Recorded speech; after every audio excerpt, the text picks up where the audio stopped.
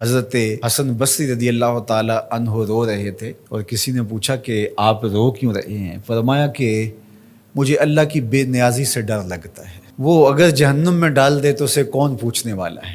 اللہ اکبر۔ تو نیکی کرنے کے باوجود بھی ڈرتا رہے اور اس کی رحمتوں کے لیے ملتجی رہے کہ مالک تیری رحمت سے ہی کرم نوازی ہوگی اور میں راہی جنت ہوں گا۔ عدل کریں تے تھر تھر کمبن اچیاں شانہ والے، فضل کریں تے بخشے جاون میں ورگے منہ کالے۔ تو اس کے فضل سے ہی بات بنتی ہے۔ تو فرمایا مگر اصحاب یمین فی جنات، وہ باغوں میں ہوں گے، یتساءلون عن المجرمین، وہ مجرموں سے سوال کر رہے ہوں گے۔ یہ جنت کے اونچے مقام پہ ہوں گے اور ایسے مقام سے ان کو جہنم دکھائی دے رہی ہوگی۔ اللہ ان کے قوا اور ان کی صلاحیتوں کو جنت میں فزوں تر کر دے گا۔ مقربین بارگاہ کی صلاحیتیں باقی لوگوں کی نسبت اللہ فزوں تر فرما دیتا ہے۔ آپ نے قرآن مجید میں یہ بارہا پڑھا کہ حضرت سلیمان علیہ السلام نے کتنے میل دور سے چیونٹی کی آواز کو سنا بھی اور اس کے مفہوم کو جو وہ کہہ رہی تھی سمجھا بھی۔ تو یہ صلاحیت ان کو عطا کی گئی۔ اللہ اکبر۔ تو اس طرح جنت کے اندر اہل جنت مجرمین کو دیکھ رہے ہوں گے جو جہنم کی آگ میں جل رہے ہوں گے اور ان سے سوال کریں گے، باقاعدہ ان سے بات کریں گے اور پوچھیں گے ان کو کیا ما سلککم فی سقر، وہ انہیں کہیں گے کہ تم جہنم میں کیسے آئے؟ قالوا لم نک من المصلین، وہ کہیں گے ہم نماز نہیں پڑھتے تھے، نماز نہ پڑھنے کا سبب ہوا کہ آج ہم جہنم کا ایندھن بنے ہیں۔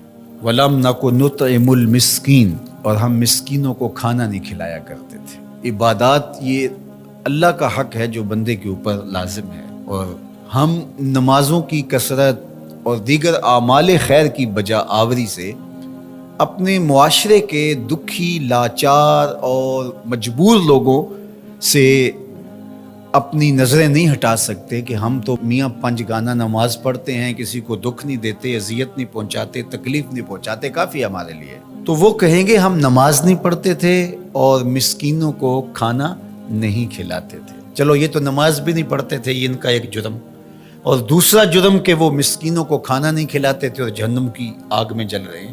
اور اگر کوئی نماز پڑھتا ہو لیکن مسکینوں کو کھانا نہیں کھلاتا، اچھا وہ اگر یہ کہے کہ میں کھانا اس لیے نہیں کھلاتا کہ میرے پاس مالی استطاعت نہیں ہے کہ میں کسی کی ضرورت کو پورا کر سکوں، لہٰذا میں بری ہوں، لیکن قرآن نے اس سے بھی آگے کی بات کی۔ جو شخص مالی طور پہ مستحکم نہیں ہے لیکن اللہ نے اس کو زبان دی ہے، اللہ نے اس کو اثر و رسوخ دیا ہے، وہ کسی کو ترغیب دے کر کے کسی دکھی کی ضرورت کو پورا کروا سکتا ہے، اور وہ کہے کہ جناب میری یہ ذمہ داری میں شامل نہیں ہے، تو قرآن نے اس کی بھی مذمت کی۔ وَلَا يَحُضُّ عَلَىٰ طَعَامِ الْمِسْكِينِ، فرمایا کہ یہ مسکینوں کو کھانا کھلانے کی ترغیب نہیں دیتا۔ اس کو چاہیے تھا کہ وہ امراء کو اس کی ترغیب دیتا اور غرباء کی طرف ان کو متوجہ کرتا، تو اس کا یہ عمل بھی صدقہ قرار پاتا اور اس کا یہ عمل بھی اللہ کی رضا کا سبب اور ذریعہ ہوتا، اور وہ کہتا ٹھیک ہے یہ تڑپتے رہے، میں کیا کر سکتا ہوں اور میں ان کے لیے کسی کو ترغیب ہی کیوں دوں۔ تو اس کی بھی مذمت کی گئی، اور ایسے نمازیوں کو کہا کہ وہ اپنی نمازیں دکھاوے کی نمازیں پڑھ رہے ہیں، انہیں نماز کے فلسفے سے ہی آگہی نہیں آئی۔ اگر ان کے دل میں گداز پیدا نہیں ہوا، ان کے دل میں نرمی پیدا نہیں ہوئی، معاشرے کے کمزور، پسے ہوئے، لاچار، مجبور، اراملہ، مساکین، یتیماں کی مدد کے لیے ان کے اندر یہ جذبات پیدا نہیں ہوئے، تو وہ تہجد پڑھیں، وہ سجدے کریں، وہ لمبی قرات کریں، لمبی نمازیں پڑھیں، تو کہا کہ وہ اپنی نماز کے فلسفے سے ہی آگاہ نہیں ہوئے۔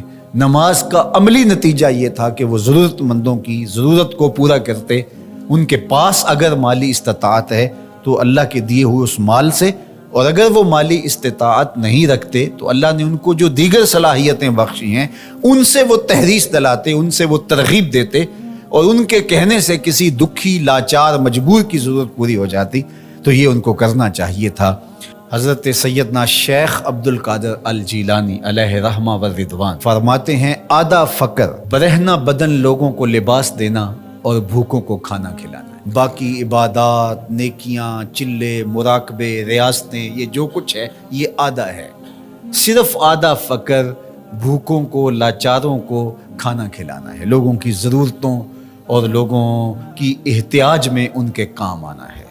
اللہ اکبر۔ تو درویشی، تصوف، فقر، اس کا آدھا حصہ مخلوق خدا کے ساتھ نرم دلی سے پیش آنا اور ان کی ضروریات کی تکمیل کرنا۔